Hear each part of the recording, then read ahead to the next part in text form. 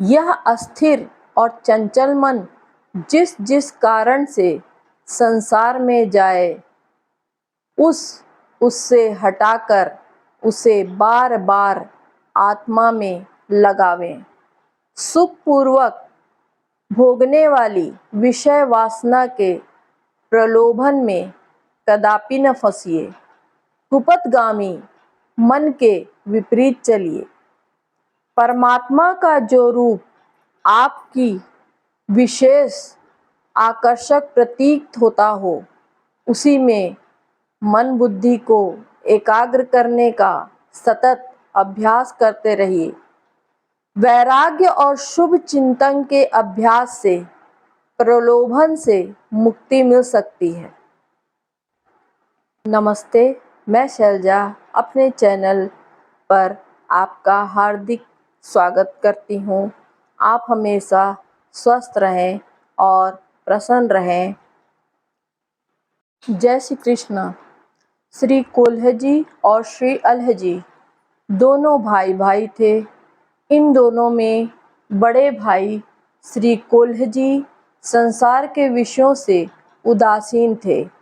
वाणी से ये अपनी कविता में भगवान के ही रूप और गुणों का सर्वदा गान करते और भक्ति भावना को हृदय में धारण करते थे, जबकि श्री अल्ह जी राजसी भोगों को भोगते थे, राजाओं के गुणों का गान करते थे और कभी कभार भगवान के भी गुणों का गान कर लेते थे।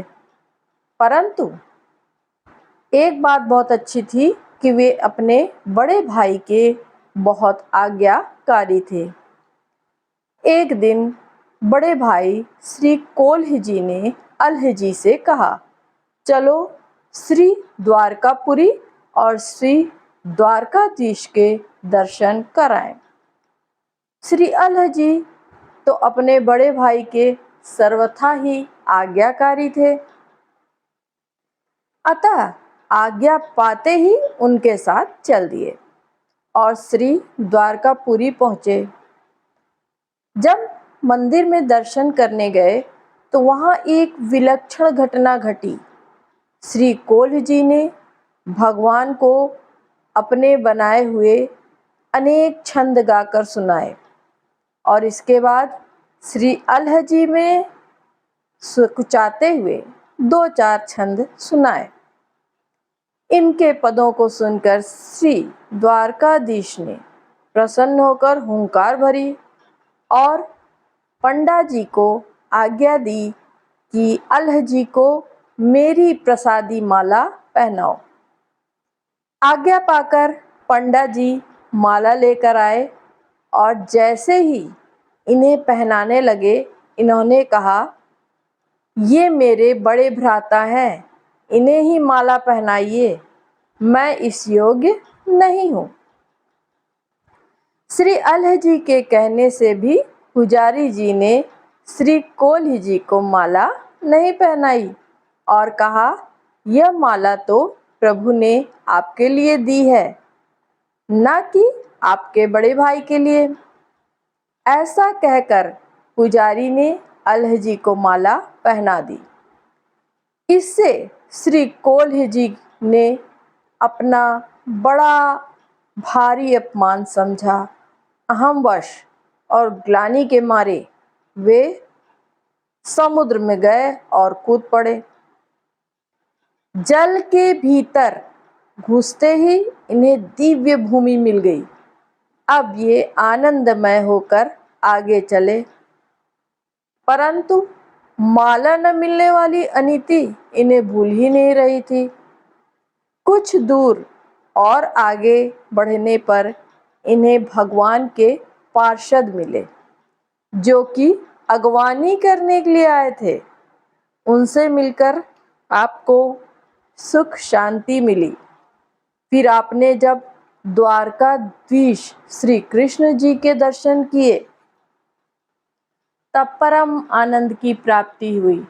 अपमान का दुख भूल गया। इसके बाद जब कोल्ह जी प्रसाद पाने के लिए बैठे, तब भगवान की आज्ञा से सेवकों ने इनके सामने 2 पत्तल परोसे। आपने पूछा, यह दूसरा पत्तल किस लिए है? भगवान ने उत्तर दिया, तुम्हारे छोटे भाई के लिए। वह हमें और तुम्हें भी अत्यंत प्रिय है। दूसरा पत्तल छोटे भाई के लिए? यह सुनते ही अमृतमय भोजन प्रसाद विष तुल्य अप्रिय हो गया। अपमान का जो दुख जो भूल गया था, वह ज्यों का त्यों हो गया। यह देखकर भगवान ने श्री अलहजी के पूर्व जन्म की कथा सुनाई और कहा, यह तुम्हारा छोटा भाई पूर्व जन्म में बड़े भारी राजा का पुत्र था। वहां इसे वैराग्य हो गया, घर छोड़कर वन में चला गया और वहां इसने मुझ में मन बुद्धि लगाकर खूब मेरा भजन किया। और इसी बीच एक राजा वन में आया, उसके साथ अनेक प्रकार के भोग विलास की सामग्री थी, जिसे देखकर इस राजकुमार के मन में भी विषय भोगने की वासना उत्पन्न हो गई और इसलिए हमने इसे सांसारिक सुखों को भोगने के लिए मनुष्य का शरीर दे दिया, ताकि यह भोगों को भोगकर उनकी आसरता समझकर वासना से मुक्त हो जाए। फिर भगवान जी ने कोल्हू जी से कहा, तुम्हारे वियोग में तुम्हारा छोटा भाई ने अन्न जल त्याग दिया है। तुम्हारे वियोग में वह अधिक दिन जीवित नहीं रह सकता है, इसलिए अब तुम शीघ्र ही जाकर उसकी खबर लो। यह कहकर भगवान ने कोल्हू जी के हाथ में प्रसाद दिया। शंख चक्र के चिन्ह लेकर आप घर को आए। अपमान का दुख स्वप्न में हुए दुख के समान बिल्कुल भूल गया। मन में अपने भाई के प्रति अपार प्रेम हो गया। इधर छोटे भाई श्री अलहजी ने जब सुना कि मेरे बड़े भ्राता कोल्हू जी दिव्य द्वारका का दर्शन करके आ रहे हैं, तो उनके स्वागत के लिए चल दिए। भाई को देखकर भूमि पर पड़कर प्रणाम किया। श्री कोल्ह जी ने अलहजी को भगवत प्रसाद दिया तथा पूर्व जन्म का इतिहास, भगवान ने जो कुछ कहा था वह सब कह सुनाया। इसी समय श्री अलहजी गृह की आसक्ति को सर्वथा त्याग कर वृंदावन में रहने लगे। दोनों भाइयों की बुद्धि भगवत प्रेम में सराबोर हो गई। जय श्री कृष्ण। भारतीय संस्कृति में प्रलोभन से बचे रहने के लिए दान और त्याग का विधान है। भारतीय यदि वह सच्चे अर्थों में भारतीय संस्कृति का पुजारी है, तो वस्तुओं, धन, ज्ञान, श्रम शक्ति इत्यादि को एकत्र न करके सबके भले के लिए अधिक से अधिक व्यक्तियों में उसे वितरित करने का प्रयत्न करता है। जिस प्रकार सूर्य और चंद्र अपनी रश्मियों को संसार के कोने कोने में फैलाकर प्रकाश करते हैं, सच्चा भारतीय वैसे ही अधिक से अधिक दान देता है। शक्ति का, सेवा का, अपने श्रम सामर्थ्य का और संपत्ति का त्याग करने से उसका आत्म संयम बढ़ता है, शरीर और मन पर काबू होता है, वासनाएं शांत होती हैं, आत्मा भौतिक पदार्थों के चिंतन से मुक्त होकर अंतर्मुखी बनती है।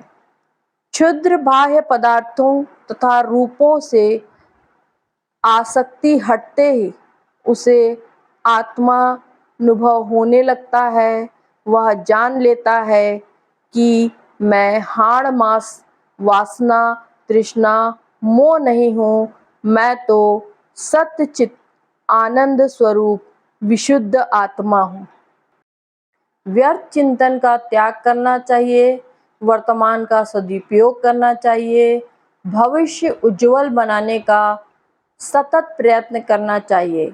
ईर्ष्या, द्वेष, बुरी योजनाओं को मन में रखने से मानसिक संस्थान गंदा होता है। राक्षसों की संपत्ति घृणा है। सत्य में से मन पवित्र होता है। भक्ति और पुण्य से आत्मा बलवती बनती है। सतत प्रयत्न से अपना विकास समृद्ध ज्ञानमय जीवन की ओर रखिए, यही कल्याण है। नमस्कार, स्वस्थ रहिए, खुश रहिए और अपने जीवन में प्रगति करते रहिए। ईश्वर आप पर कृपा बनाए रखें। जय श्री कृष्णा। आशा करती हूँ यह कथा आपको अच्छी लगी। अगर अच्छी लगी हो तो कृपया करके लाइक, शेयर और कमेंट ज़रूर करिए और अपनी कृपा बनाए रखिए। जय हिंद, जय भारत, जय श्री कृष्णा, जय श्री राम।